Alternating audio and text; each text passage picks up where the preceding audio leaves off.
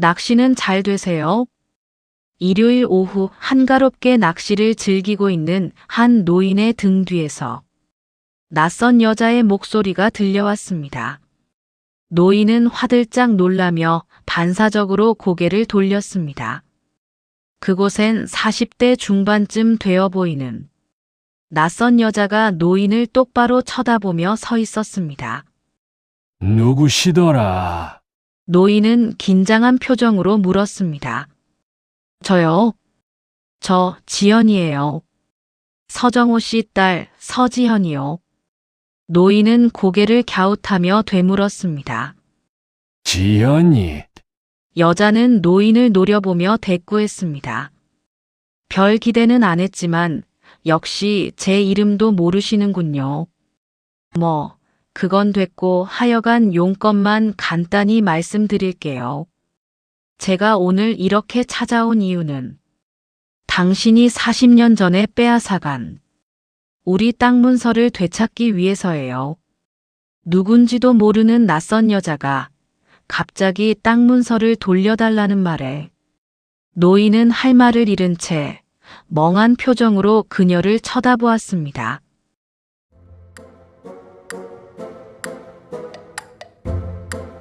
도대체 이 여자는 누구이며 노인과는 어떤 관계일까요? 사연을 시작하기 전 구독과 좋아요를 눌러주시면 이 이야기를 더 많은 분들과 공유할 수 있습니다. 그럼 이야기를 시작하도록 하겠습니다.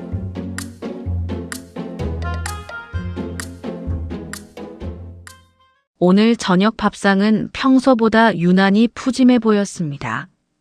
식탁 위에는 상추, 깻잎, 풋고추 같은 쌈 채소가 가득했으니까요.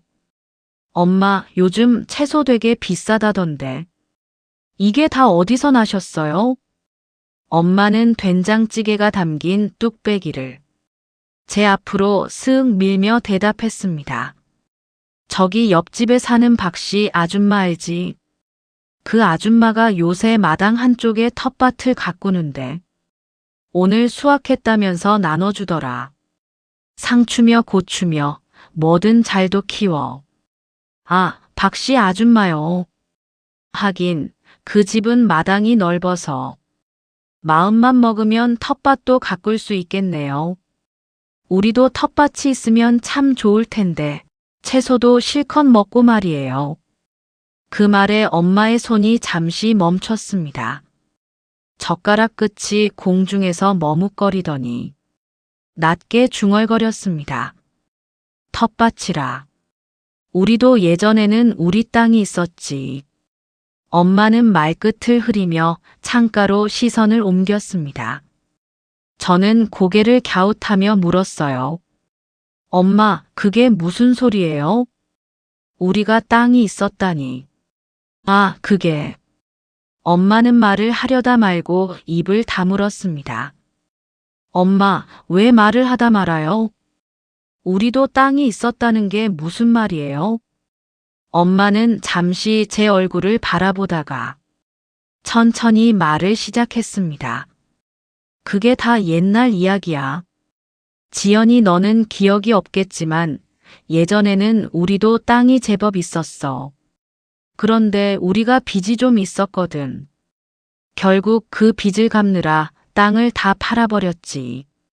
그래서 지금은 이렇게 땅 한 평 없이 남의 월세방을 전전하는 신세가 되었고, 땅이 얼마나 있었는데요? 글쎄, 10,000평 정도 됐을까? 10,000평이요? 저는 눈을 동그랗게 뜨며 되물었습니다. 아니, 도대체 빚이 얼마나 있었기에 10,000평이나 되는 땅을. 저는 이리저리 머리를 굴리며 말을 이었습니다. 내가 아는 우리 아버지는 술, 여자, 도박, 이딴 거랑은 안 친한 분이셨는데 그건 엄마도 마찬가지고 도대체 뭘 했길래 그렇게 많은 빚을 진 거예요? 저의 질문에 엄마는 딴청을 부리며 대충 얼버무렸습니다. 아니 그게 10,000평이라고 해도 쓸모없는 땅이라서 값어치가 별로 없었어. 내가 괜히 쓸데없는 소리를 했구나. 자, 얼른 밥이나 먹자. 엄마는 저의 시선을 애써 피하며 제가 좋아하는 반찬들을 제 앞으로 밀어주었습니다. 더 묻고 싶은 것이 많았지만 엄마를 귀찮게 해드리고 싶지 않아 저 역시 입을 다물었습니다. 그리고 그날 저녁 이후로 저는 더 이상은 그 이야기를 꺼내지 않았습니다. 그렇게 시간이 흘러갔고 저는 회사 일에 매달려 매일매일 똑같이 반복되는 일상을 살아갔습니다.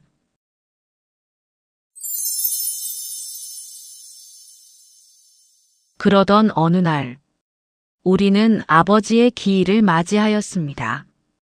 아버지는 40여 년 전, 불과 40도 안 된 젊은 나이로 세상을 떠났습니다. 교통사고였죠. 아버지는 평소 술을 즐기지 않았지만 무슨 이유에서였는지 그날따라 몸을 가누지 못할 만큼 술에 취해 있었다고 했습니다.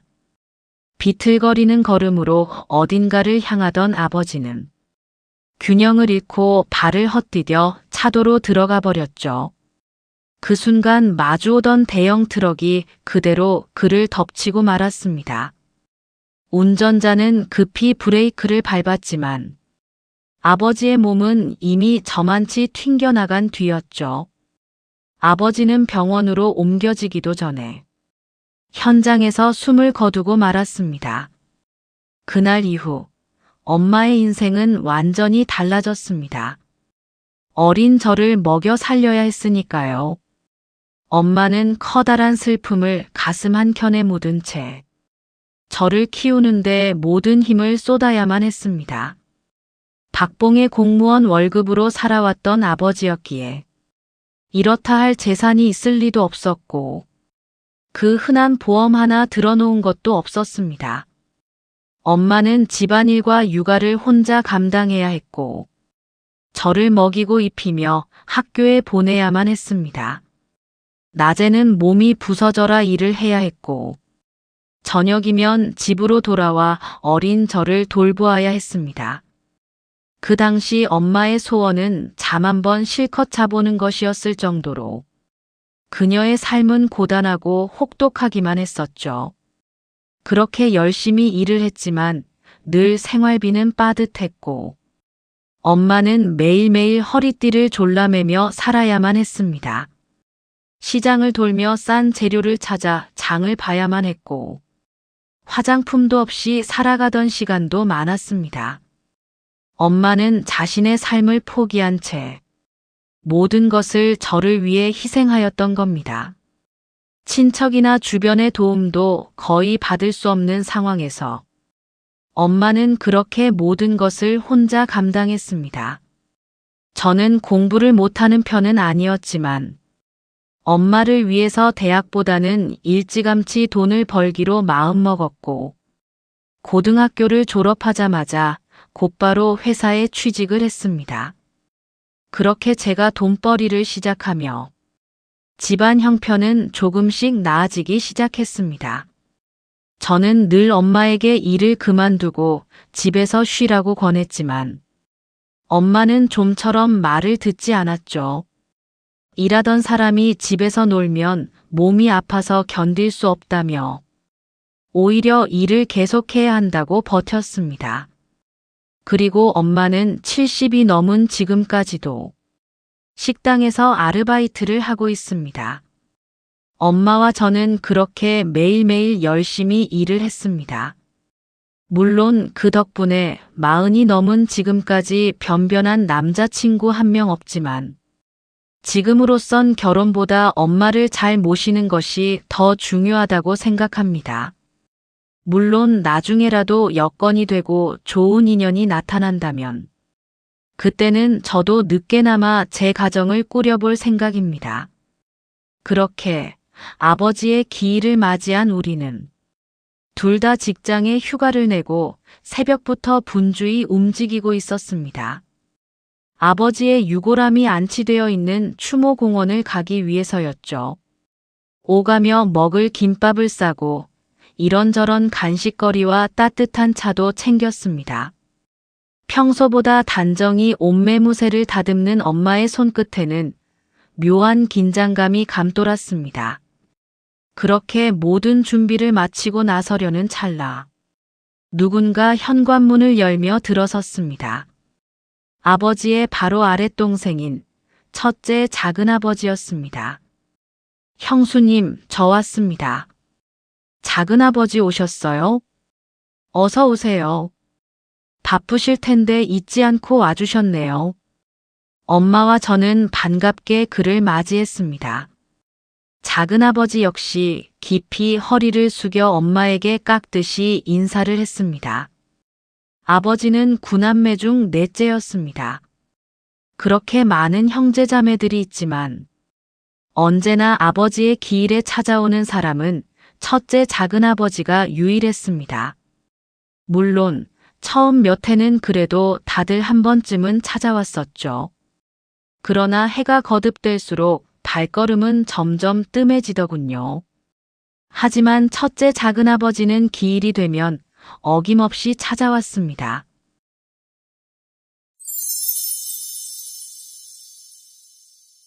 추모를 마치고 돌아온 작은아버지는 우리 집에서 반주를 곁들여 늦은 저녁 식사를 하고 있었습니다.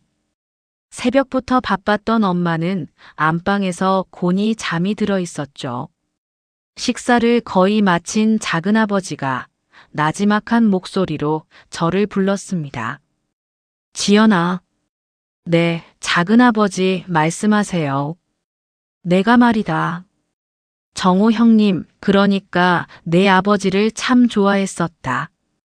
우리 구남매 중에서도 유독 네 아버지를 내가 많이 따랐었지. 그의 목소리에는 오래전 기억을 되새기는 듯한 부드러운 울림이 담겨 있었습니다. 그리고는 잠시 후 옛날 이야기를 꺼냈습니다. 그때가 정호 형님이 자취를 하면서 공무원 시험을 준비하던 시절이었지. 집에서 한 달에 한 번씩 쌀을 보내줬었는데 그 일은 내가 전담을 했었거든. 지게에 쌀을 짊어지고 왕복 6시간을 걸어서 배달하곤 했지.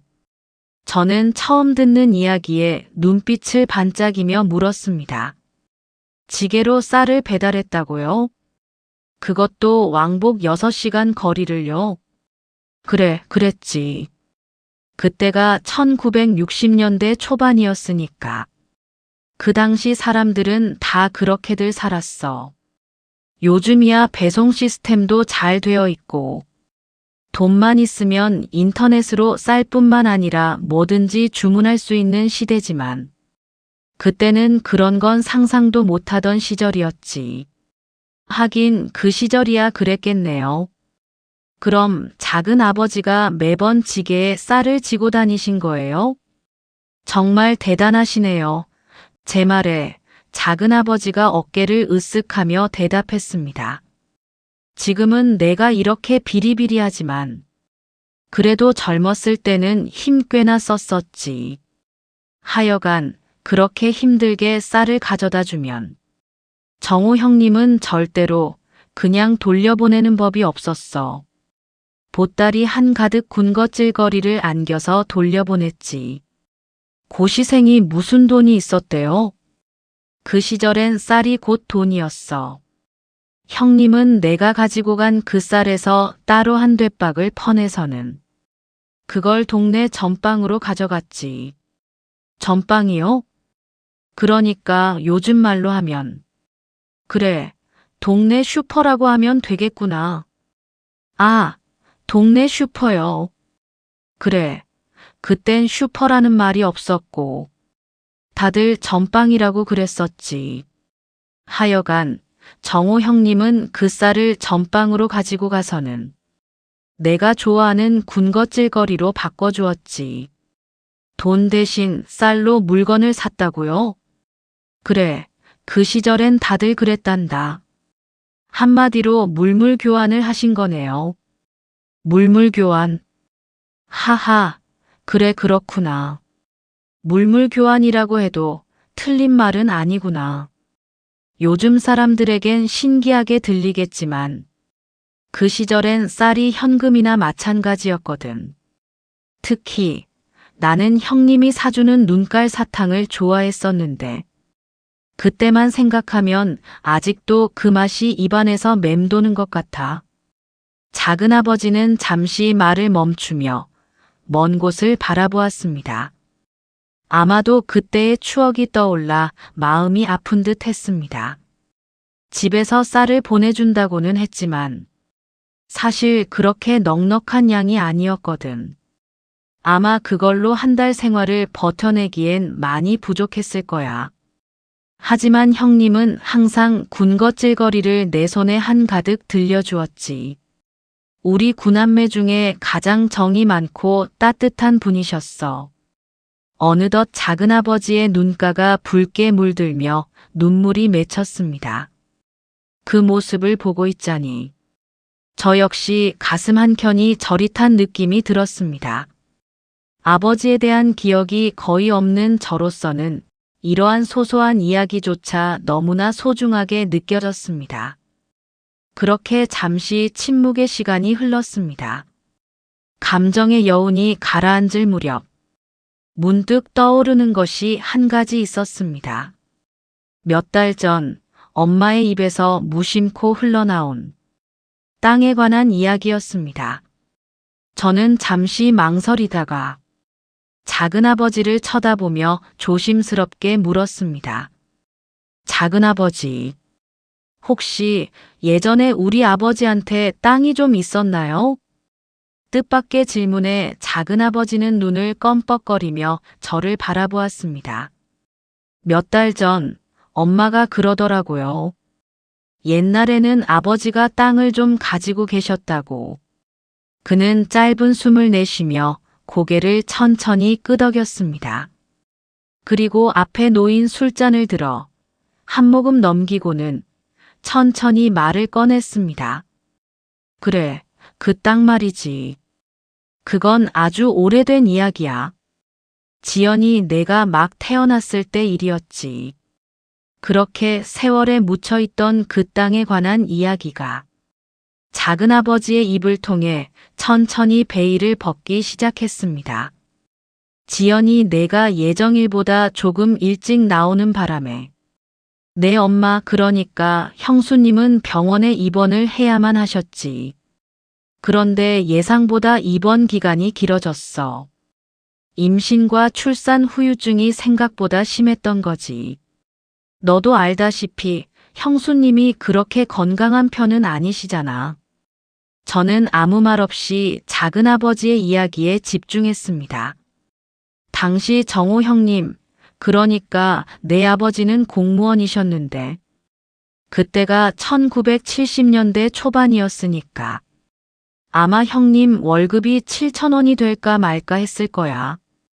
그때 80kg 쌀 한 가마가 6, 7,000원 정도 했었으니까 월급이라고 타봐야 남는 게 거의 없었을 거야. 그러니 그 월급으로 병원비를 감당할 수 있었겠어? 결국 정호 형님은 고민 끝에 만호 형님, 그러니까 내 큰아버지한테 도움을 청했지. 그래도 그 양반은 우리보다는 형편이 훨씬 괜찮았거든. 옛날엔 마지에게 모든 걸 다 물려줬었으니까. 그런데 뭐가 잘 안 된 거예요? 큰아버지가 돈을 안 빌려줬나요? 아니, 빌려주긴 했지. 이자까지 정확히 계산해서 말이야. 저는 고개를 갸웃하며 되물었습니다. 형제지간의 이자까지 계산한다고요? 허허, 지연이 내가 큰아버지를 잘 모르는 모양이구나. 만호 형님이 어떤 사람이냐 하면 좋은 말로 하면 생활력이 강한 거지만 나쁜 말로 하면 너무너무 억척스러운 데다가 욕심은 또 얼마나 많은지. 하여간 1원짜리 한 장도 베풀 줄 모르고 손에 꽉 틀어쥐고는 벌벌 떠는 사람이야. 게다가 동네 사람들한테 돈을 빌려줘도 매달 오부이자를 받은 사람이니까 말해 뭐해. 오부이자요? 완전히 고리대부업자였네요. 뭐 말하자면 그런 셈이지. 요즘이야 법이 좋아져서 그렇게 많은 이자를 못 받게 되어 있지만 그 시절엔 그런 법이 있었던 것도 아니고 하여간 정말 돈밖에 모르는 지독한 사람이었지. 그러다 보니 동네 사람들은 말할 것도 없고 형제들한테도 인심을 잃어버렸지. 우리 형제들도 큰형님하고는 연락 안 하고 지낸 지 한참 되었다. 참 희한한 게 우리 형제들 중 그 누구도 그렇게 독한 사람이 없는데 만호 형님만 왜 그렇게 악독한지 모르겠단 말이야. 똑같은 부모한테서 태어났는데도 그 양반은 우리랑은 종자 자체가 다른 것 같거든. 그런데 이걸 유유상종이라고 해야 할지 아니면 부창부수라고 해야 할지 하여간 어디서 마누라를 얻어도 똑같은 사람을 얻었지 뭐야. 아니, 똑같은 게 아니라 형수가 형님보다 더 독하면 독했지. 절대 덜하진 않을 거다. 부부가 쌍으로 욕심이 얼마나 많은지. 그런데 뭐 어찌되었건 아쉬운 건 정호 형님이었으니 이자를 주고서라도 돈을 빌려야지 별 수 있었겠어. 그렇게 돈을 빌려 우선 급한 불은 껐지만 문제는 그 돈을 갚을 길이 없었다는 거지. 월급은 뻔하고 그렇다고 갑자기 어디서 돈이 생길 것도 아니고. 그런데 그 당시 정호 형님이 아버지한테 물려받은 땅을 좀 가지고 있었거든. 그게 아마 10,000평 정도 됐을 거야. 우리 아버지, 그러니까 네 할아버지가 한때는 땅 부자 소리까지 들었을 정도로 땅을 많이 가지고 계셨었는데 돌아가시기 전에 그걸 전부 다 자식들한테 골고루 나눠주셨었거든. 나야 뭐 진작에 그 땅을 팔아먹고 빈털터리가 되어 있었고 젊은 시절 허파에 바람이 들어가 이런저런 일을 벌렸다가 그렇게 되고 말았지. 하여간 정호 형님은 그 땅을 팔아 돈을 갚기로 한 거야. 그래서 그 땅 문서를 만호 형님에게 건네주며 이렇게 부탁을 했지. 이 땅을 팔아서 빌려준 돈은 가져가고 나머지는 돌려달라고 말이야. 빌린 돈을 제하더라도 원래 땅값에 칠할 정도는 돌려받을 수 있었을 테니까. 그리고 다른 사람들보다는 만호 형님이 흥정을 더 잘할 거라 믿고 맡긴 거였지. 평소 같으면 절대 그런 식으로 일 처리를 할 정호 형님이 아니지만 친형제니까 그냥 믿었던 거지. 작은아버지는 한숨을 한번 푹 내쉬고는 다음 말을 이었습니다. 그런데 이 양반이 땅 문서를 받아 간 지 한참이 지났는데도 아무 연락도 없이 감감무소식인 거야. 결국 몇 달이 지나서야 연락이 되긴 했는데 기껏 한다는 말이 집에 일이 있어서 아직 시세를 못 알아봤다는 거야. 그 후로도 자꾸 이런저런 핑계만 대면서 일 처리를 제대로 하질 않았지. 그렇게 세월이 흘러가다가 정호 형님이 교통사고로 세상을 떠나게 되었고 결국 그렇게 그 돈은 한 푼도 돌려받지 못한 채 유야무야 세월 속에 묻혀버리고 말았지. 이야기를 다 들은 저는 볼멘 소리로 물었습니다. 아니 그럼 큰아버지는 결국 그 돈을 돌려주지 않았다는 거네요. 저희 엄마는 도대체 뭘 하고 있었던 거예요? 그런데 그게 말이다. 작은아버지가 뭔가 말을 하려던 바로 그때 등 뒤에서 엄마 목소리가 들려왔습니다. 안방에서 자고 있었던 엄마가 어느 순간 우리 등 뒤에 서 있었던 겁니다. 지연아, 작은아버지께서 반주를 너무 많이 드신 것 같구나. 내가 좀 모셔다 드려야겠다. 엄마의 목소리는 단호하고 차가웠습니다. 평소에 듣던 엄마의 말투가 아니었어요. 겉으로는 술에 취한 작은아버지를 걱정하는 말이었지만 그 속엔 분명한 의도가 담겨 있었음을 느낄 수 있었습니다. 더 이상 아무 말도 꺼내지 말라는 무언의 경고 같은 것이었죠. 순간 방 안의 공기가 미묘하게 달라졌습니다. 작은아버지는 조용히 자리에서 일어섰고 저 역시 자동차 키를 챙겨 자리에서 일어섰습니다. 잠시 후 저는 조수석에 작은아버지를 태운 채 조용한 밤길을 달리고 있었습니다. 우리는 아무 말 없이 앞만 바라보며 각자의 생각에 잠겨 있었습니다. 제 머릿속에는 아직도 아버지가 돌려받지 못한 그 돈에 대한 궁금증이 가득했습니다. 결국 제가 먼저 말을 꺼냈죠. 작은아버지, 아까 하시려던 말씀 마저 해주시면 안 돼요? 지금은 엄마도 없으니까 말씀해 주세요. 이젠 저도 40이 훌쩍 넘었는데 우리 집에 얽힌 이야기는 알아야 하지 않겠어요? 그래, 그렇구나. 내 나이가 벌써 그렇게 되었구나. 작은아버지는 한동안 창 밖을 바라보다가 천천히 이야기를 시작했습니다. 정호 형님이 그 돈을 돌려받지 못한 데는 다 이유가 있었다. 정호 형님이 만호 형님에게 팔아달라고 부탁한 그 땅의 주인이 바뀌어 버렸거든. 주인이 바뀌었다니 그게 무슨 말씀이세요? 말 그대로야. 그 땅의 주인이 정호 형님이 아니라 만호 형님으로 바뀌어 버렸어. 저는 작은아버지의 말이 얼른 이해되지 않아 흘끗 그를 쳐다보았습니다. 작은아버지 역시 저를 한번 슬쩍 쳐다보고는 계속 설명을 이어갔습니다. 나도 뭐가 어떻게 된 건지 정확한 사정은 몰라. 하지만 내가 생각할 때 만호 형님이 등기소 직원 중 누군가와 결탁해서 문서를 변조한 게 아닐까 의심하고 있다. 공문서를 변조한다고요? 그게 가능해요? 그게 말이다. 그 당시는 지금하고는 달리 모든 서류를 하나하나 사람 손으로 작성해서 보관하던 시절이거든. 그러니까 나쁜 마음만 먹으면 서류 변조쯤이야 얼마든지 가능했었겠지. 작은아버지의 목소리가 미세하게 떨리며 다시 이야기가 이어졌습니다. 사실 내가 말이야. 괜히 분란만 일으킬 것 같아서 그동안 하지 않은 말이 있었는데 정호 형님이 돌아가신 그날 왜 그렇게 형님이 술에 취해 계셨는지 아니? 저는 아무 말 없이 천천히 고개를 가로저었습니다.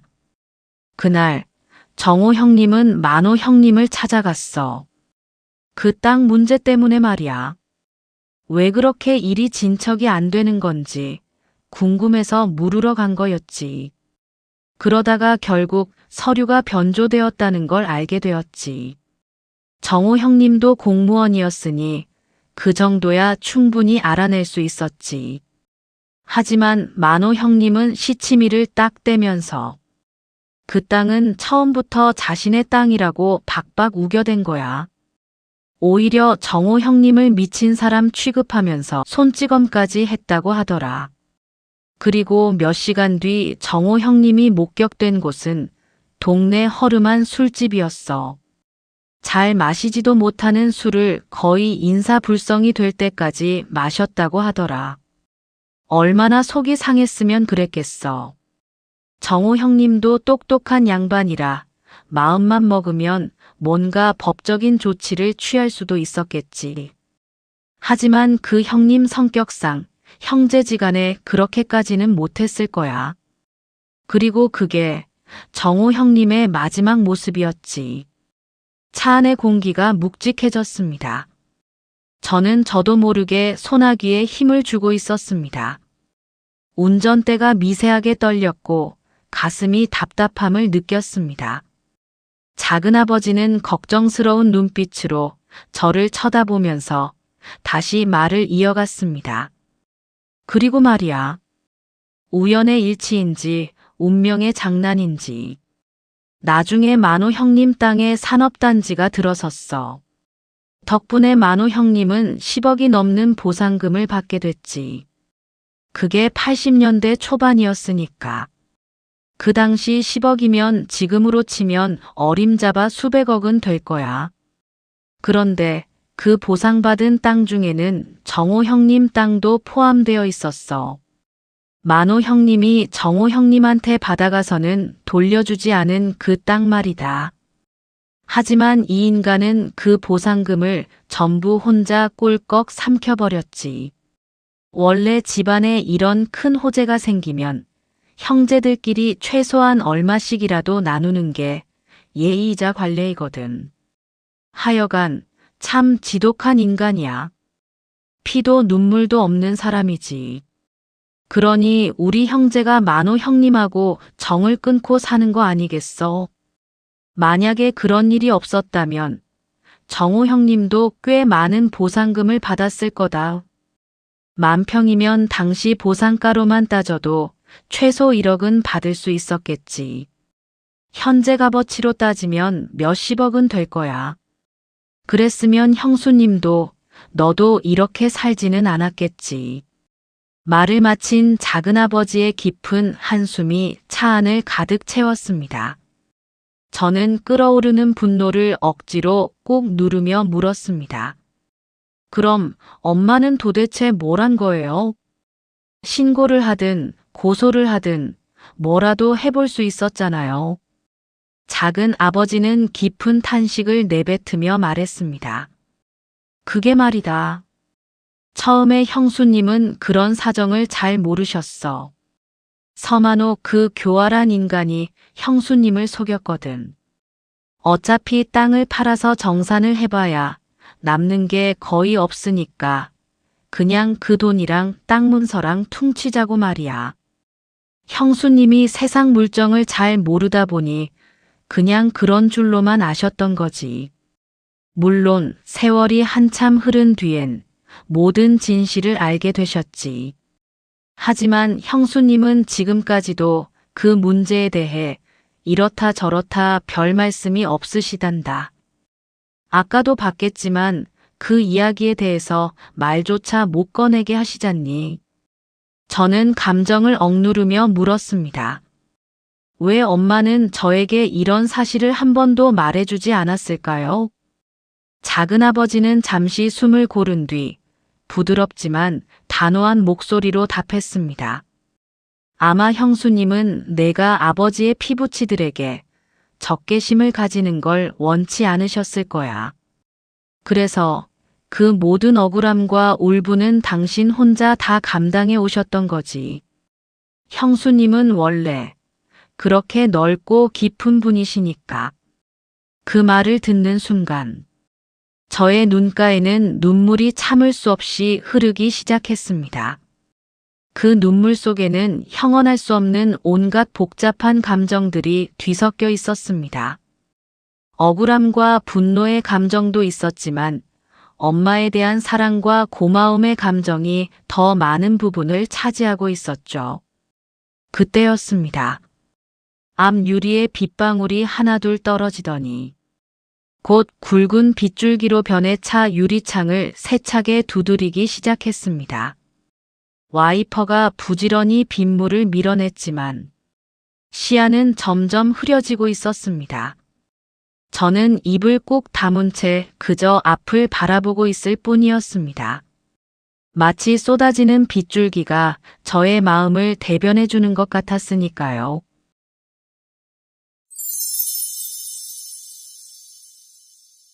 몇 주 후, 저는 누군가와 전화 통화를 하고 있었습니다. 막내 작은아버지, 안녕하셨어요? 저 지연이에요. 전화기 너머로 잠시 정적이 흘렀습니다. 지연이? 지연이가 누구더라?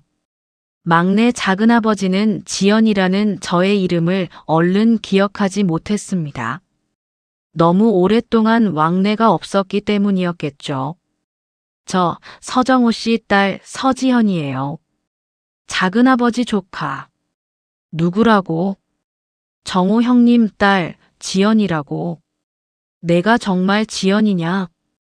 아이고 세상에, 내가 어쩐 일로 나한테 연락을 다 하고. 그는 말을 잇지 못하고 울먹였습니다. 저에 대한 반가움이라기보다는 잊고 살았던 그의 형, 서정호라는 이름 때문이었을 겁니다. 그게 다름이 아니라 제가 뭘 좀 여쭤볼 게 있어서 이렇게 전화드렸어요. 지금 혹시 좀 찾아뵈도 될까요? 아이고, 그걸 말이라고 하니. 어서 오려무나. 저는 전화를 끊고 막내 작은아버지의 집으로 발걸음을 옮겼습니다. 저는 오늘 회사에 휴가를 내어 일부러 막내 작은아버지를 찾아왔습니다. 첫째 작은아버지 말에 의하면 막내 작은아버지 역시 우리 아버지와 비슷한 일을 겪었다고 했습니다. 그도 한때 큰아버지에게 돈을 빌렸는데 그 돈을 제대로 갚지 못해 집문서를 맡기며 정산을 부탁했다고 합니다. 하지만 그 집문서는 끝내 돌려받지 못했다고 했습니다. 저는 많은 것이 궁금했습니다. 어쩌다 일이 그 지경이 될 때까지 아무런 대응도 하지 못했을까? 억울함을 토로할 기회조차 없었던 건지, 아니면 스스로 모든 것을 포기한 건지, 그 사정을 속속들이 알고 싶었습니다.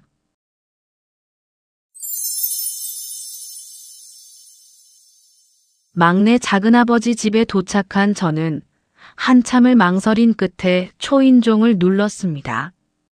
문이 열리자 낯선 듯 익숙한 얼굴이 조심스레 모습을 드러냈습니다. 내가 지연이냐? 작은아버지세요?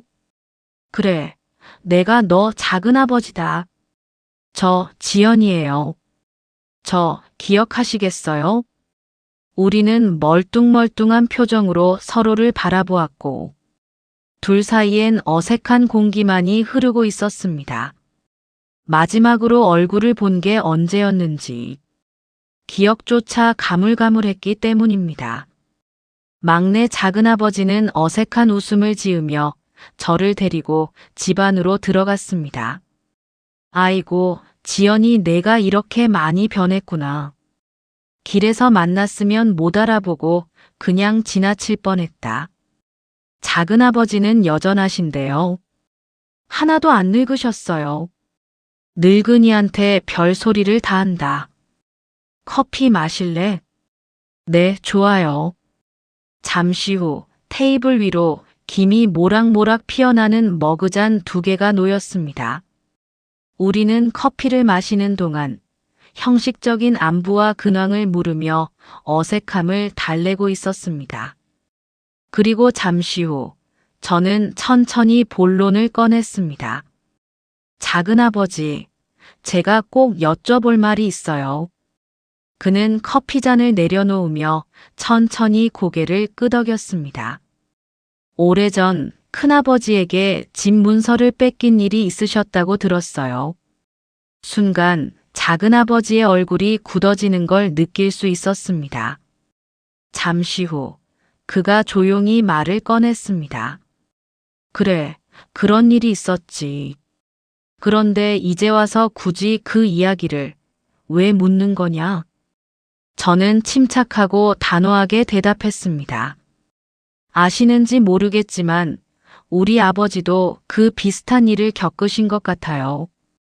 그래서 뭐가 어떻게 된 일인지 이제라도 그 내막을 알고 싶어요. 작은아버지는 한참 허공을 쳐다보더니 마침내 나지막한 목소리로 입을 열었습니다. 이제 와서 이런 이야기를 해봐야 아무 소용없는 일이겠지만 네가 그렇게 알고 싶어하니 이야기를 해주마. 지연이 너 내 직업이 뭔지 알지?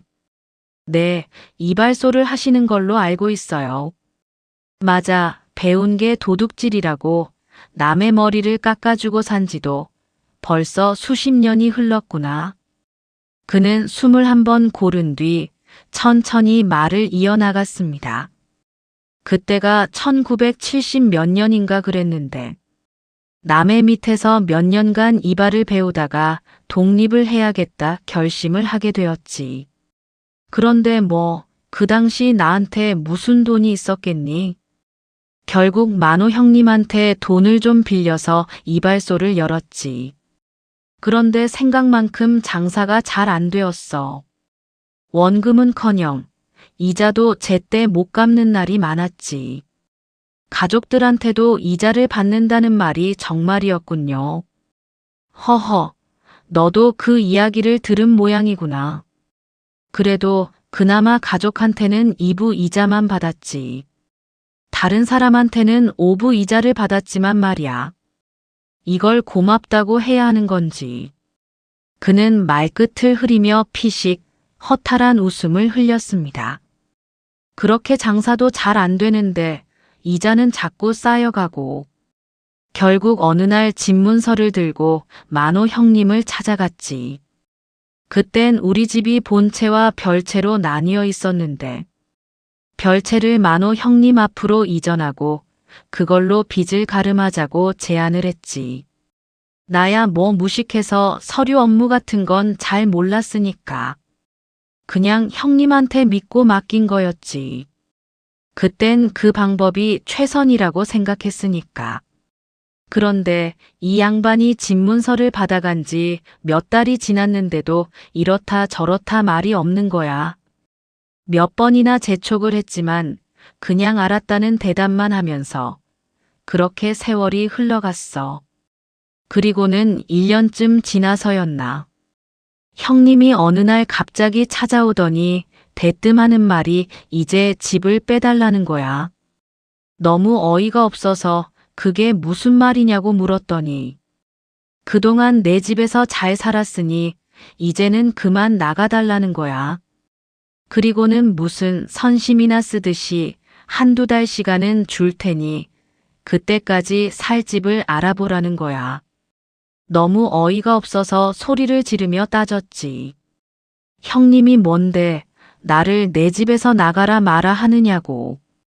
그랬더니 하는 말이 원래 이 집은 아버지가 돌아가시기 전에 자기한테 물려줬다는 거야. 하지만 내 형편이 딱해 보여서 지금까지 그냥 살게 해줬다나. 그렇게 10년이 넘는 세월 동안 사정을 봐줬으면 이제 알아서 독립을 하라는 거야. 언제까지 내 등골을 빼먹고 살 거냐면서. 너무 어이가 없어서 한참을 싸우다가 결국 둘이서 등기소로 달려갔지. 그 집은 아버지가 살아계실 때 미리 나한테 물려주신 거였어. 그날 내가 직접 서류를 확인했거든. 분명히 아버지 명의에서 내 이름으로 변경된 걸 말이야. 그런데 그날 등기소에 가서 다시 서류를 확인해 봤더니 도대체 뭐가 어떻게 된 영문인지 등기부 등본에는 내 이름이 아닌 서만호라는 이름이 떡하니 올라가 있는 게 아니겠어. 등기 날짜도 아버지가 돌아가시기 전이 맞고 말이야. 순간 머리가 하얘지더라. 이게 대체 어떻게 된 건가 싶었지. 그래서 등기소 직원들한테 따져 물었지. 하지만 그놈들은 서류상에는 아무런 문제가 없다는 말만 되풀이 하더구나. 너무 황당하고 억울해서 소리를 버럭버럭 지르면서 따졌지. 그래서 어떻게 되었어요? 그는 잠시 말을 멈추고 깊게 한숨을 내쉬었습니다. 어떻게 되긴. 결국 경찰까지 출동했지. 등기소가 떠나가라 소리를 질러댔으니 직원들이 신고를 한 거였지. 그런데 내가 그렇게 흥분해서 소리를 지르고 경찰들한테 끌려가는 동안에도 서만호 그 인간은 강 건너 불구경하듯이 멀뚱멀뚱 쳐다만 보고 있더라. 그리고 두어 달 뒤 만호 형님하고 건달들 몇 명이 집으로 쳐들어왔어. 설마 했는데 진짜로 집을 나가라고 그러더구나. 마누라랑 나랑 무릎을 꿇고 싹싹 빌었지. 임신한 아내를 데리고 지금 당장 어디를 가냐고. 마땅한 집을 구할 때까지 조금만 기다려달라고 말이야.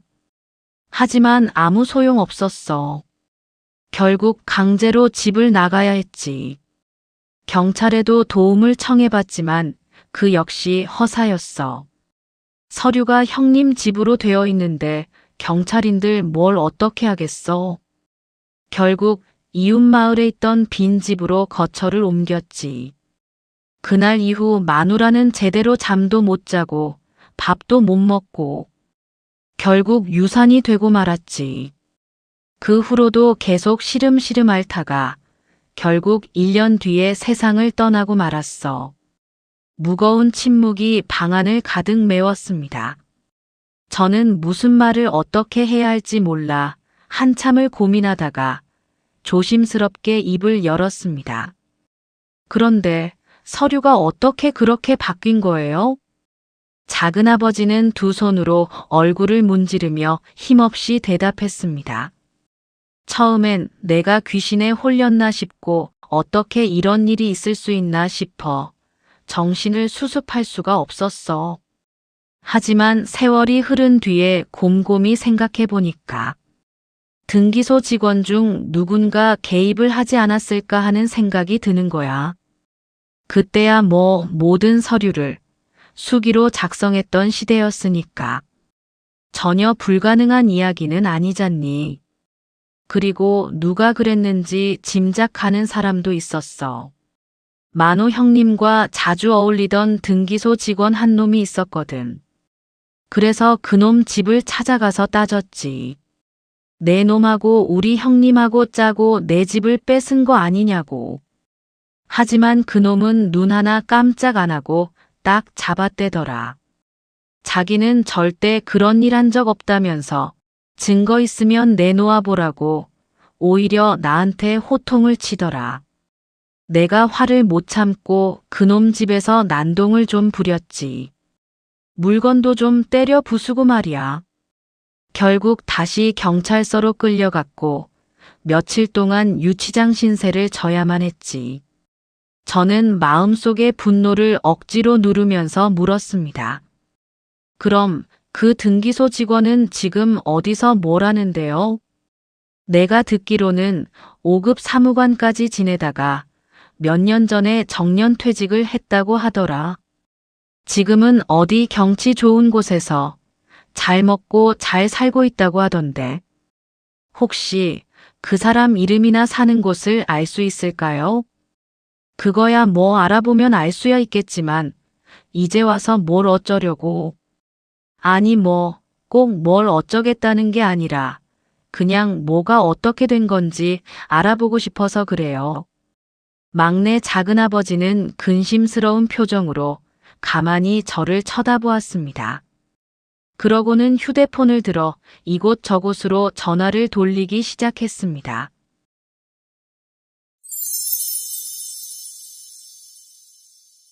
며칠 후, 저는 시내의 어느 카페에서 누군가와 대화를 나누고 있었습니다. 창민이 너 요새 많이 바쁜가 봐. 누나한테 연락도 잘 안 하고. 내가 그랬나? 미안해 누나. 원래 경찰 일이라는 게 그래. 주변 사람 챙길 여유도 없을 만큼 바쁠 때가 많아. 누나가 좀 이해해줘. 저와 대화를 나누고 있는 창민이라는 이 남자는 현직 강력계 형사로서 저와는 친남매나 다름없는 절친한 사이입니다. 원래 그는 저와 같은 회사에서 일했던 직장 후배였어요. 낮에는 회사에서 묵묵히 일하고 밤에는 학원에 다니며 경찰 시험을 준비하던 성실한 친구였죠. 그 모습이 참 기특해서 이것저것 챙겨주다 보니 어느새 누나 하며 살갑게 다가오더라고요. 그렇게 정이 쌓이다 보니 자연스레 의남매가 되어버렸죠. 많은 사람들이 직장을 다니며 공부한다는 게 결코 쉬운 일이 아니라며 특히 경찰 시험 준비는 진짜 힘들 거라며 기운 빠지는 소리를 해댔지만 저는 끝까지 그를 믿어주었습니다. 그리고 제가 도울 수 있는 건 최선을 다해 도와줬죠. 그리고 결국 그는 당당히 경찰 시험에 합격했습니다. 지금 현재 그는 누구나 인정하는 베테랑 형사로 활약하고 있습니다. 저는 그를 쳐다보며 조심스럽게 말을 던졌습니다. 창민아, 누나가 부탁할 게 좀 있는데. 부탁? 무슨 부탁인데 그렇게 내 눈치를 보는 거야? 걱정하지 말고 뭐든 맘 편히 이야기해봐.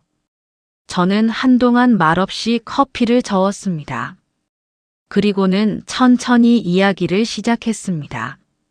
수십 년 전 아버지가 큰아버지에게 겪었던 일에서부터 막내 작은아버지와 관련된 지난 일까지 그동안 누구에게도 말하지 못했던 우리 가족의 사연을 차분하고 솔직하게 그에게 털어놓기 시작했습니다. 저의 이야기를 듣고 있던 창민의 표정이 점점 굳어지기 시작했습니다.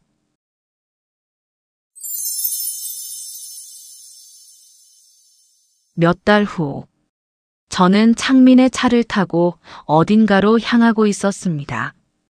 고속도로를 벗어나 한참을 달리자 도심의 소음은 멀어지고 초록빛 들판과 낮은 산자락이 이어지는 풍경이 펼쳐졌습니다. 길가에는 막 피어난 코스모스가 바람에 흔들리고 멀리서 흙냄새와 풀냄새가 섞여 불어왔습니다. 잠시 후 우리는 조용한 시골 마을의 외곽으로 접어들었습니다. 우리가 멈춰 선 곳은 멋지게 지어진 어떤 전원주택 앞이었어요. 2층 규모의 건물은 단정한 선과 고급스러운 외관을 지니고 있었고 짙은 회색 기와 지붕 아래로 넓은 정원이 펼쳐져 있었습니다. 정원에는 잘 다듬어진 소나무와 작은 연못도 자리하고 있었죠. 주변의 자연과 어우러진 집의 자태는 마치 한 폭의 풍경화처럼 고요하고 단정한 아름다움을 자아냈습니다. 이 집은 바로 막내 작은아버지가 말했던 그 등기소 직원이 퇴직 후 살고 있는 집이었습니다. 창민은 지난 몇 달 동안 그의 과거 행적을 조사하였고 마침내 수많은 공문서를 위조했다는 사실을 밝혀내게 되었습니다. 그토록 추악한 인간이 이토록 아름다운 집에 살고 있다는 현실이 너무나 아이러니했고 한편으로는 서글프게 느껴졌습니다. 창민은 성큼성큼 대문 앞으로 걸어가 초인종 버튼을 눌렀습니다. 스피커를 통해 퉁명스러운 남자의 목소리가 들려왔습니다. 누구세요? 경찰서에서 나왔습니다. 창민은 카메라 렌즈 앞에 경찰 신분증을 들어 보였습니다. 잠시 후 약간 당황한 목소리가 스피커를 통해 흘러나왔습니다. 경찰이 왜 우리 집을 찾아온 거죠? 박상구 씨를 뵙고 싶어 왔습니다. 박상구 씨, 집에 계십니까? 몇 초간의 정적 후에 다시 목소리가 들려왔습니다. 제가 박상구인데 무슨 일로 그러십니까? 선생님, 예전에 등기소에서 근무하셨죠? 그때 일로 몇 가지 여쭤볼 게 있어서 찾아왔습니다.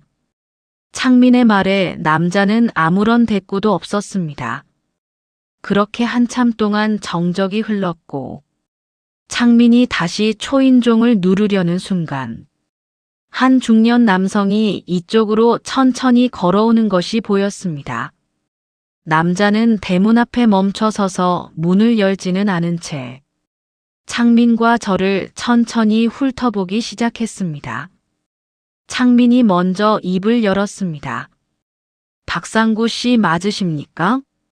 네, 제가 박상구입니다. 그런데 무슨 일이십니까? 괜찮으시면 안으로 들어가서 이야기를 나눌 수 있을까요? 남자는 잠시 망설이더니 고개를 저었습니다. 지금 가족들이 집에 있습니다. 그냥 여기서 말씀하시죠. 좋습니다. 그럼 그냥 여기서 묻겠습니다. 서만호 씨, 잘 아시죠? 남자의 눈썹이 살짝 꿈틀거렸습니다. 네, 좀 아는 사이긴 합니다. 그런데 그게 왜요? 예전에 서만호 씨 부탁을 받고 서류 위조해 주신 적 있으시죠? 부동산 서류 말입니다. 아니, 다짜고짜 찾아와 무슨 헛소리를 하는 겁니까? 서류 위조라니 무슨 그런 말도 안 되는 소리를. 그런 일 없으니까 돌아가세요.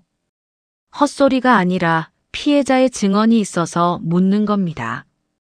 그런 일 자체가 없는데 무슨 피해자가 있단 말입니까? 남자의 목소리가 한층 거칠어졌습니다. 경찰이 이렇게 무고한 사람을 협박해도 되는 겁니까? 나도 경찰 고위직 중에 아는 사람들 많습니다. 이런 식으로 사람 협박하면 나도 가만히 안 있을 겁니다. 남자는 손을 휘젓듯 내저으며 더욱 소리를 높였습니다. 더 할 말 없습니다. 이제 돌아가세요. 그 순간 지금까지 말없이 서 있던 제가 소리를 높였습니다. 당신 아들 박민상, 지금 서울에서 학교 다니고 있죠? 조금 있으면 수능 시험도 볼 거고. 남자는 인상을 팍 구기며 저를 노려보더니 신경질적인 목소리로 대꾸했습니다. 그런데 그게 뭐 어쨌다는 거요? 그의 목소리엔 본능적인 경계심이 서려 있었습니다. 아마 그에게 있어서 아들은 그 어떤 것과도 바꿀 수 없는 존재였을 겁니다. 결혼 후 오랫동안 아이가 생기지 않아 부부 모두 마음고생이 심했지만 40을 훌쩍 넘긴 나이에 뜻밖의 얻은 외아들이었으니까요. 그토록 기다려 얻은 아이였기에 세상의 전부나 다름없었겠죠. 제가 아들의 이름을 꺼낸 순간 그의 눈에는 불안과 분노가 뒤섞이기 시작했습니다. 그와는 반대로 저는 태연한 표정으로 말을 이었습니다. 아니요, 그냥 수능 시험 잘 보라고 드리는 말씀입니다. 아들이 아주 공부를 잘한다고 동네방네 소문이 났더군요. 아마 이번 수능도 잘 볼 거고 좋은 대학에도 붙겠죠. 다만 그 아이가 제대로 학교에 다닐 수 있을지는 모르겠네요. 그게 뭔 소리야? 남자의 목소리는 아까보다 한층 거칠어져 있었고 말투도 어느새 반말로 바뀌어 있었습니다. 그러거나 말거나 저는 무덤덤한 말투로 제가 할 말을 이어갔습니다. 당신 아들 공부도 잘하지만 싸움도 잘한 모양이더군요. 학교 다니면서 다른 아이들을 많이 괴롭힌 것 같던데 학폭위도 몇 번 열렸다면서요? 물론 매번 유야무야 넘어가 버렸지만 뭐 당신이 힘 좀 썼나 보죠? 그는 절 죽일 듯한 표정으로 노려보며 대꾸했습니다. 증거 있어? 어따 대고 사람을 함부로 모함하는 거야? 저는 시익 웃음을 흘리며 대꾸했습니다. 증거? 물론 있죠. 이게 어따 대고 약을 팔고 있어.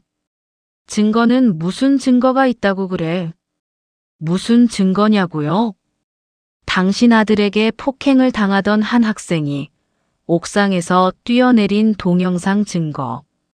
뭐, 이 정도면 만족하시겠어요? 지금 그 학생은 아직도 의식불명 상태로 병원에 누워 있다는 것도 잘 아시죠? 순간 남자의 얼굴빛이 굳어졌습니다. 갑자기 그런 동영상이 어디서 나왔단 말인지 그는 제 말을 믿지 못하는 표정이었죠. 그날 박상구의 아들 박민상은 한 학생을 건물 옥상으로 끌고 가 잔혹하게 폭행을 가했습니다. 폭행을 견디지 못한 그 학생은 결국 옥상에서 뛰어내렸고 의식을 잃은 채 병원으로 옮겨졌죠. 사건 직후 박상구는 자신의 인맥을 최대한 동원해 사건을 무마했고 알리바이를 조작하는 등 단순 사고로 덮어버리고 말았습니다. 그런데 갑자기 이 시점에 동영상 증거가 있다니 믿을 수가 없었던 것이었죠. 사실 이 동영상은 사건 현장 주변에 주차되어 있던 차량들의 블랙박스, 그리고 주변의 CCTV를 통해 어렵사리 확보한 것들이었습니다. 모든 것이 창민의 수고 덕분이었죠. 저의 입에서 그 영상이 있다는 말을 듣는 순간 박상구의 가슴은 철렁 내려앉았을 겁니다. 만에 하나 동영상이 실제로 존재하고 그것이 퍼지기라도 하면 아들의 인생은 걷잡을 수 없이 나락으로 떨어질 테니까요. 지금 이 순간 그의 머릿속에는 무조건 아들을 지켜내야 한다는 생각뿐일 겁니다. 자신의 유일한 핏줄이 무너지면 자신도 함께 무너질 테니까요. 겉으로는 태연하게 보이지만 아마도 등에선 식은 땀이 흘러내리고 있을 겁니다. 도대체 무슨 소리를 하는지 모르겠네. 누가 누굴 때렸다는 거야? 의식불명은 또 무슨 소리야? 그는 여전히 모든 것을 모르쇠로 잡아떼고 있었습니다. 그래요? 그럼 제가 직접 동영상을 보여드리죠. 그 한마디에 그의 눈가가 미세하게 떨렸습니다. 하지만 일부러 허세를 부리며 대꾸했습니다. 설사 그런 게 있다 한들 그게 뭐 어쨌다는 거야? 이미 다 끝난 일을 가지고 그는 애써 당당한 표정을 짓고 있었지만 그 뒤에 숨은 불안의 그림자를 감추지는 못했습니다. 저는 조용히 그를 바라보다가 고개를 끄덕이며 대꾸했습니다. 그렇죠. 다 지난 일을 가지고 지금 와서 뭘 어쩌겠어요. 설령 다시 법적 다툼을 벌인다 해도 어떻게 해서든 사건을 무마시켜버릴 테죠. 워낙 백도 많고 입김도 강하신 분이라서 저의 말에 그는 다소 안심을 한 듯 다시 의기양양한 표정으로 저를 쳐다보았습니다. 하지만 진짜 제가 하고 싶은 말은 지금부터였죠. 법적으로야 어떻게 할 수 없다 하더라도 당신과 당신 아들을 괴롭힐 방법은 얼마든지 있어요. 당신 아들이 대학에 합격하면 그 영상은 그 대학 교수들과 학생들에게 전달될 겁니다. 군대에 가면 그 부대원들과 간부들에게 전달될 테고, 취업을 하면 그 회사 사람들에게 전달되겠죠. 결혼을 하면 처갓집 식구들에게 전달될 겁니다. 순간 박상구의 얼굴이 창백해지며 손이 떨리는 것이 보였습니다. 그 역시 지금 제가 하는 말은 단순한 위협이 아니라 현실이 될 수 있음을 자각했을 테니까요. 잠시 후 그의 표정이 순식간에 바뀌었습니다. 그리고는 억지 미소를 띄우며 부드러운 목소리로 말했습니다. 이것 봐요. 다 지난 일을 이제 와서 왜 이러시는 겁니까? 우리 여기서 이럴 게 아니라 어디 조용한 데로 자리를 좀 옮기는 게 어떻겠습니까? 그의 말투는 마치 한순간에 다른 사람처럼 변해 있었습니다. 조금 전까지 험악하게 소리를 치던 사람의 모습은 온데간데 없었죠. 입가엔 애써 지은 웃음이 걸려 있었지만 눈빛에서는 강한 불안감이 느껴졌습니다. 저는 잠시 창민을 바라보았습니다. 창민은 조용히 고개를 끄덕였어요. 그렇게 우리 셋은 아무 말 없이 천천히 발걸음을 옮겼습니다. 집 뒤편으로 이어진 좁은 길 끝에는 팔각정 하나가 서 있었습니다. 지붕은 오래되어 기와 색이 바랬지만 주변의 소나무들과 어우러져 운치가 있었습니다.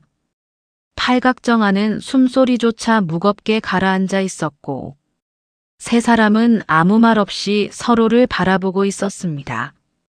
박상구는 고개를 숙인 채 한참을 그렇게 앉아 있었습니다. 그의 손끝이 미세하게 떨리는 것을 감지할 수 있었습니다. 그 떨림이 그의 내면을 그대로 드러내는 듯 했습니다. 마침내 그가 입을 열었습니다. 그래요, 맞습니다. 제가 잘못했습니다. 그 당시 내가 등기소에서 등기주사로 근무하고 있을 때였습니다. 그 자리가 말이 주사지 사실상 등기소 실무에선 제일 파워가 셌죠. 결제는 등기관이 하더라도 서류를 올릴지 말지 결정하는 건 전적으로 나한테 달려 있었으니까요. 땅 한 필지, 집 한 채의 주인이 내 도장 하나로 바뀌던 시절이었죠. 그러던 어느 날 당신의 큰아버지, 그러니까 만호 형님이 퇴근 무렵에 불쑥 찾아왔습니다. 끝나고 술이나 한잔 하자면서요. 우린 원래부터 형동생하며 허물없이 지내던 사이였고 가끔씩 술도 한 잔씩 하는 그런 사이였거든요. 그런데 그날은 평소 가던 막걸리 집이 아니라 고급 술집으로 날 데리고 가더군요. 그땐 그런 곳을 요정이라고 불렀어요. 상 위에는 비싼 술과 안주가 상다리가 휘어질 만큼 차려져 있었고 곱게 한복을 차려입은 여자들이 시중을 들고 있었죠. 평소 내 형편으로는 상상도 못할 호사스러운 자리였죠. 처음엔 어색했지만 분위기에 취하고 술에 취하고 여자에 취하니 여기가 바로 무릉도원이구나 싶더군요. 그렇게 황홀한 기분에 젖어 있을 때 만호 형님이 갑자기 돈봉투 하나를 슬며시 내밀더군요. 자기 부탁 하나만 들어달라면서요. 그 부탁이라는 게 땅 문서를 좀 손봐달라는 거였습니다. 공무원의 신분으로 그런 일을 하면 안 된다는 걸 잘 알고 있었지만 봉투 속의 돈을 보고는 솔직히 흔들렸습니다. 꽤나 큰 돈이었으니까요. 부끄럽지만 그 당시 내가 마누라 몰래 두 집 살림을 하고 있었던 중이라 돈 들어갈 일이 꽤 많았거든요. 그렇게 시작된 게 결국 돌이킬 수 없게 되고 말았습니다.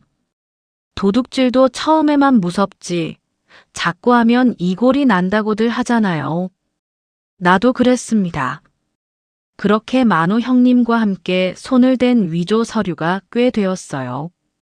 그 중에는 만호 형님의 동생들, 그러니까 당신 아버지와 작은아버지와 관련된 문서들도 있었죠.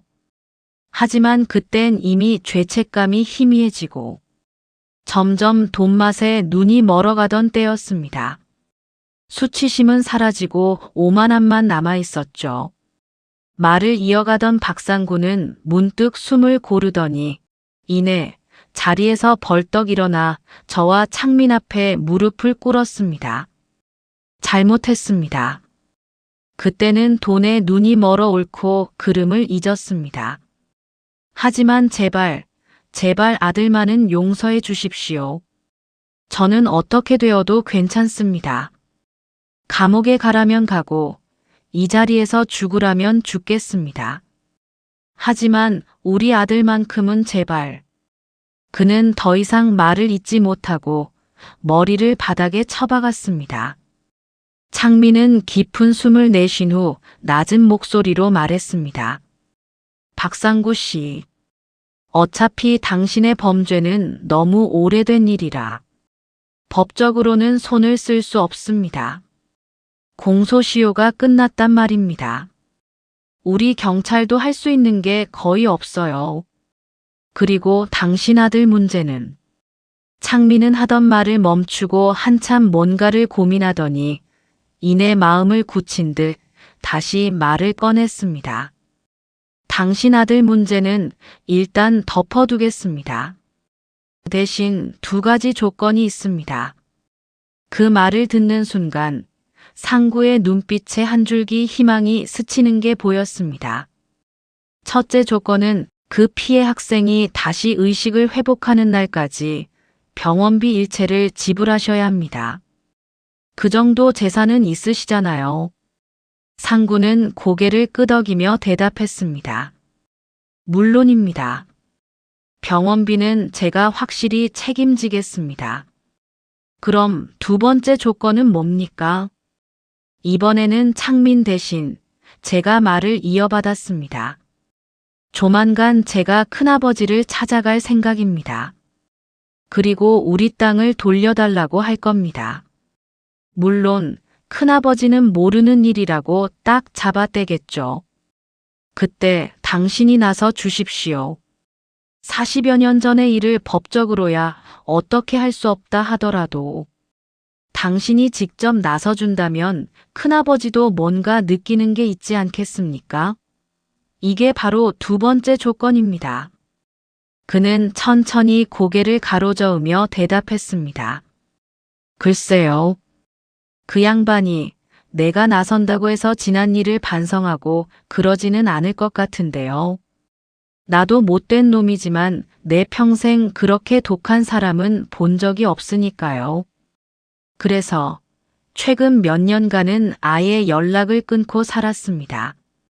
이젠 나도 그런 인간들하고 그만 얽히고 좀 편안하게 살고 싶었으니까요. 저는 고개를 끄덕이며 대꾸했습니다.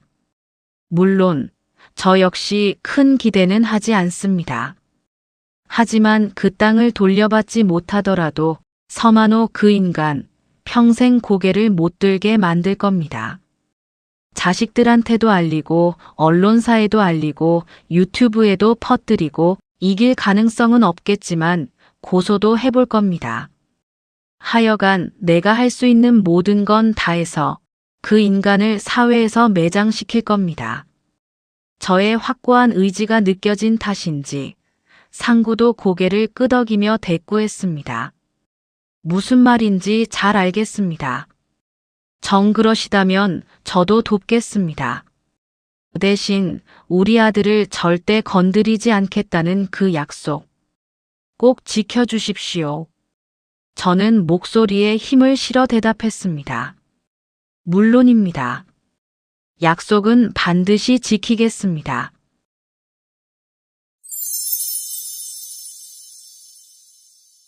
몇 주 후 인적이 드문 작은 하천에서 노인 한 명이 한가롭게 낚시를 하고 있었습니다. 그때 노인의 등 뒤에서 낯선 여자의 목소리가 들려왔습니다. 낚시는 잘 되세요? 노인은 화들짝 놀라며 반사적으로 고개를 돌렸습니다. 그곳엔 40대 중반쯤 되어 보이는 낯선 여자가 노인을 똑바로 쳐다보고 서 있었습니다. 누구세요? 노인은 긴장한 표정으로 물었습니다. 저요? 저 지연이에요. 서정호 씨 딸 서지현이요. 네, 그렇습니다. 여인의 정체는 바로 저 서지현이었습니다. 그리고 이 노인의 정체는 바로 저의 큰아버지 서만호였습니다. 오늘 저는 이 인간과 단판을 짓기 위해 이곳까지 직접 찾아온 겁니다. 그는 고개를 갸웃하며 되물었습니다. 지연이가 누구더라? 저는 그를 노려보며 대꾸했습니다. 별 기대는 안 했지만 역시 제 이름도 모르시는군요. 하여간 용건만 간단히 말씀드릴게요. 제가 오늘 이렇게 찾아온 이유는 당신이 40년 전에 빼앗아간 우리 땅 문서를 되찾기 위해서예요. 그는 여전히 제 말을 이해하지 못한 채 멍한 표정으로 저를 쳐다보았습니다. 저는 그에게 한 걸음 더 다가가면서 말을 이었습니다. 저 당신의 동생 서정호의 딸 서지연이라고요. 그는 이제서야 상황이 파악된 듯 눈을 동그랗게 뜨고 되물었습니다. 뭐, 내가 정호 딸이라고. 그래, 그랬던 것 같구나. 정호 딸 이름이 지연이었지 아마. 그런데 내가 갑자기 나한테 무슨 일로 찾아온 거냐? 아 참, 땅 문서를 찾으러 왔다고 그랬지. 네, 맞아요. 큰아버지가 우리 아버지한테 받은 땅 문서, 그 땅 문서를 돌려받으려고 왔다고요. 설마 모른다고 하시지는 않겠죠?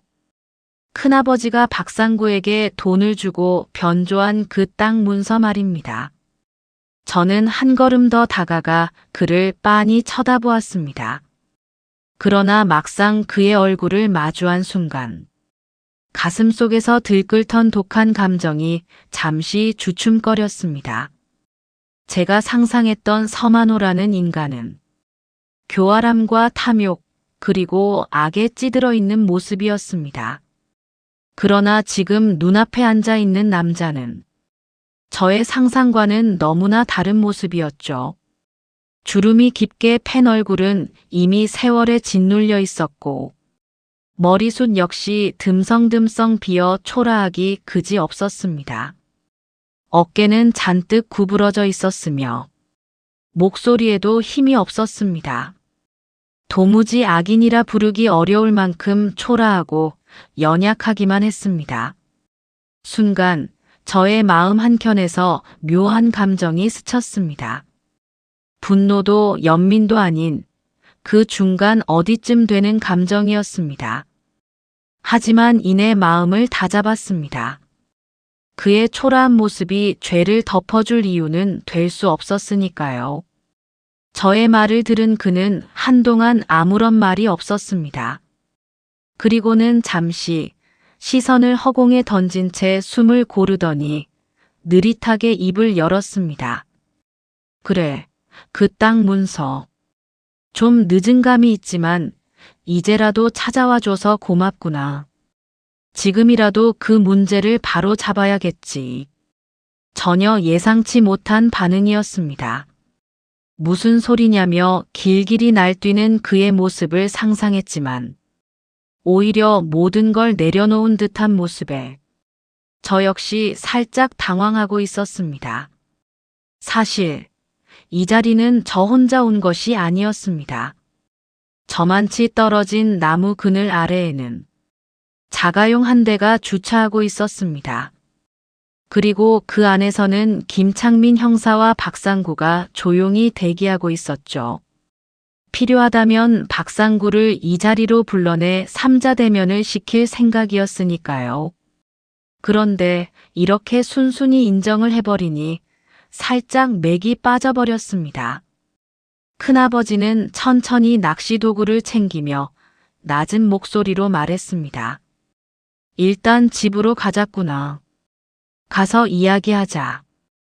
그의 말에는 이상한 평온함이 깃들어 있었습니다.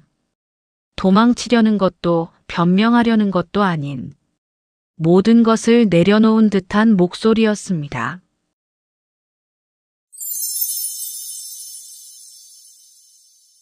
잠시 후 저는 그를 따라 집 안으로 들어섰습니다.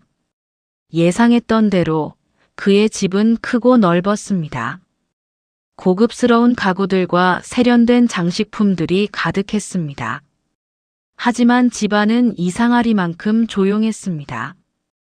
한동안 사람이 드나들지 않은 듯 공간 전체가 식어 있었습니다.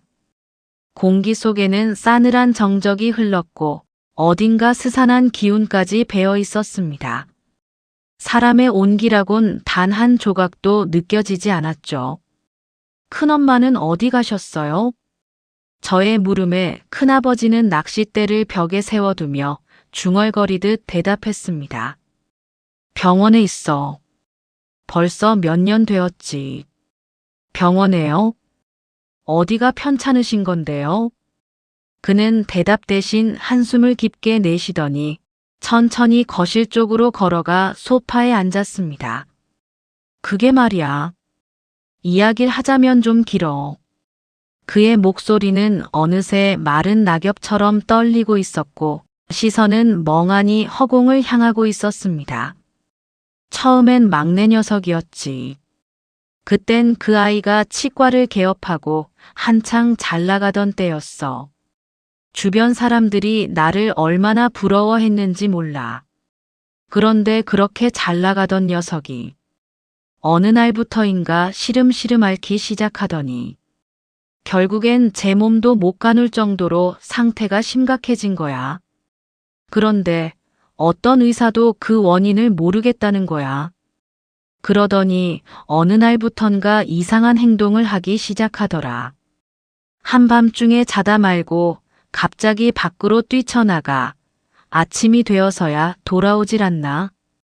어떤 때는 하루 종일 밥도 안 먹고 창밖만 쳐다보기도 하고 또 어떤 날은 하루 종일 잠만 자기도 하고 말이야. 그런데 나중에는 마누라까지 이상해졌어. 멀쩡하던 사람이 갑자기 혼잣말을 중얼거리고 밥상 앞에서 하염없이 울지를 않나 말 한마디 없이 사라졌다가 며칠 만에 나타나기도 하고 말이야. 큰아버지의 말에 따르면 병원에서는 결국 그들의 병을 고치지 못했다고 했습니다. 어떤 약을 써도 어떤 치료를 받아도 차도가 없었다고요. 결국 그는 지푸라기라도 잡는 심정으로 용하다고 소문난 무당을 찾아갔다고 했습니다. 그리고 무당의 입에서는 믿기 힘든 말이 흘러나왔습니다. 그의 집에는 죽은 망자들의 원한이 얽혀 있다는 것이었죠. 아들에게는 돌아가신 막내 작은엄마의 원혼이, 아내에게는 우리 아버지의 원혼이 붙어 있다는 것이었습니다. 그 말을 듣는 순간 큰아버지는 등골이 서늘해질 만큼의 공포를 느꼈다고 했습니다. 그는 무당이 시키는 대로 구술하고 온갖 방법을 다 써봤지만 아무 소용이 없었다고 합니다. 오히려 시간이 흐를수록 그들의 상태는 점점 더 악화되어 갔다고 했습니다. 큰아버지 역시 육신적, 정신적으로 점점 피폐해져 갔고 결국 그들을 더는 집에 둘 수 없다고 판단했습니다. 그렇게 해서 아내와 아들을 정신병원에 입원시키게 되었습니다. 정말 그 무당의 말처럼 그들에게 귀신이 씬 것인지, 아니면 아직 규명되지 않은 정신병의 일종인지 알 수는 없었지만 그 이야기를 듣는 동안 제 머릿속에는 인과응보라는 사자성어가 떠나지 않았습니다.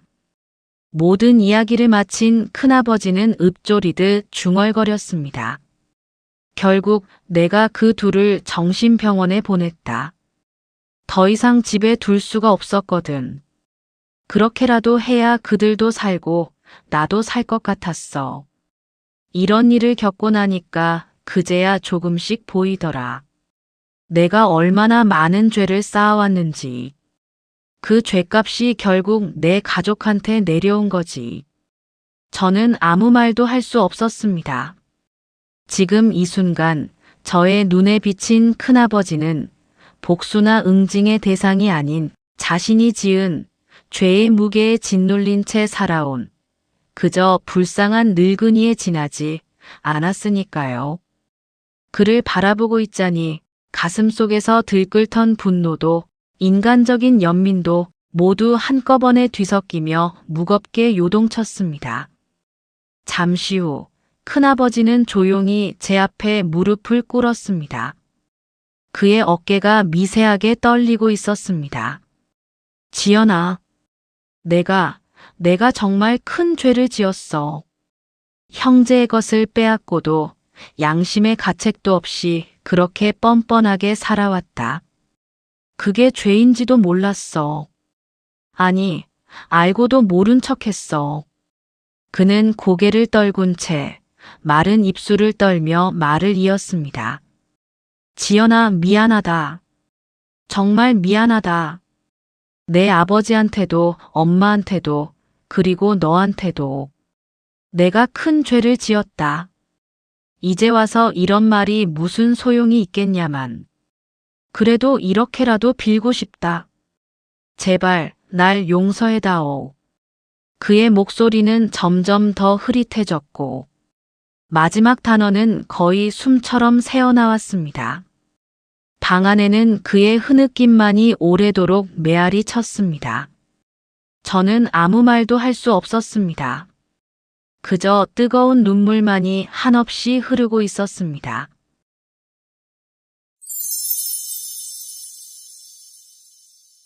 그리고 몇 달 뒤 어느 날 제 휴대폰으로 은행 입출금 메시지가 도착했습니다. 아무 생각 없이 내용을 확인하던 순간 저의 입에서 짧은 신음소리가 새어나왔습니다. 제 통장에는 10억이 넘는 거액이 입금되어 있었습니다. 보낸 사람은 서만호. 바로 큰아버지였습니다. 그리고 곧 그에게서 문자 한 통이 도착했습니다. 지연아, 이제 와서 이 돈이 무슨 의미가 있겠냐만. 그래도 이렇게라도 나의 잘못을 속죄하고 싶구나. 나 같은 인간에게 허락된 마지막 참회의 방법이라 생각한다. 저는 한동안 아무 말도 하지 못한 채 우두커니 서 있었습니다. 때마침 창밖에는 겨울비가 내리고 있었습니다. 그 빗소리가 오래 묵은 한숨처럼 조용히 저의 가슴을 두드렸습니다.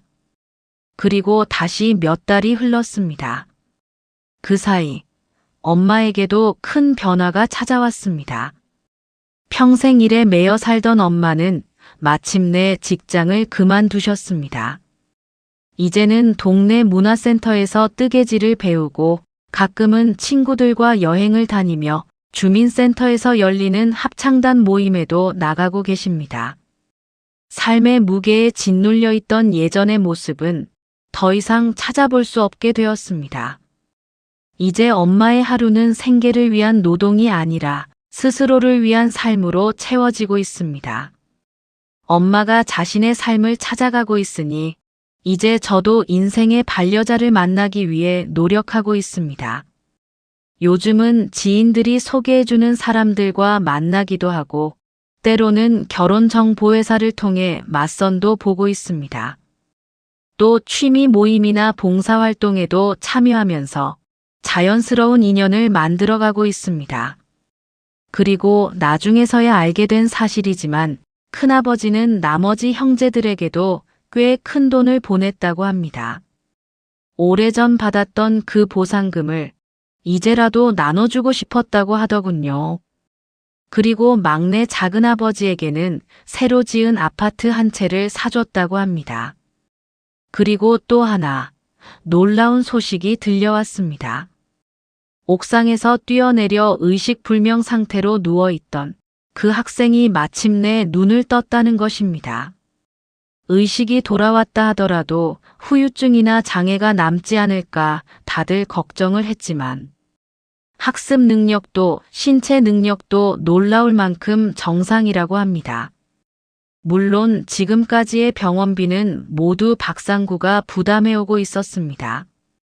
또 한 가지, 정신병원에 입원해 있던 큰엄마와 사촌에게도 좋은 일이 생겼습니다.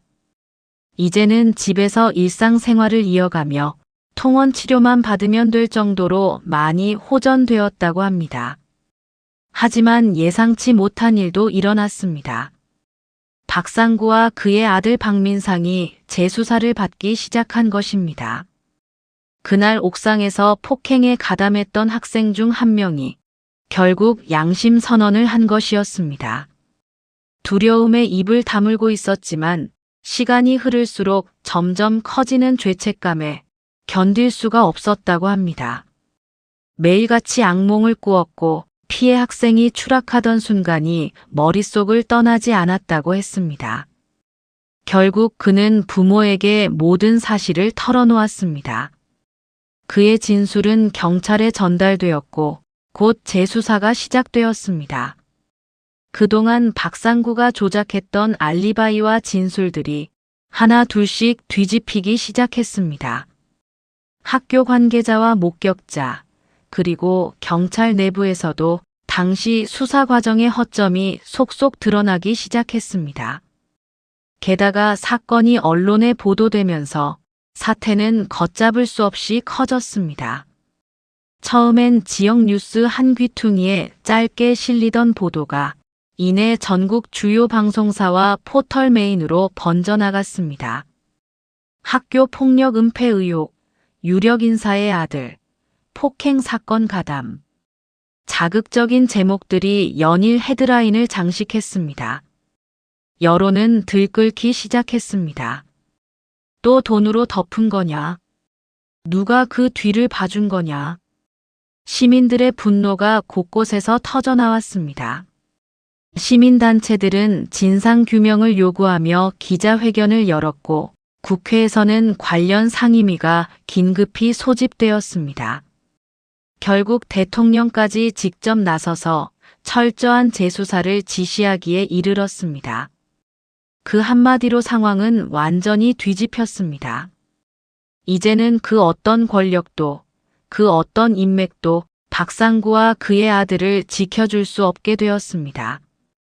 그가 오랫동안 쌓아온 조작과 은폐의 장막은 여론의 불길 속에서 무력하게 무너져 내리고 있었습니다.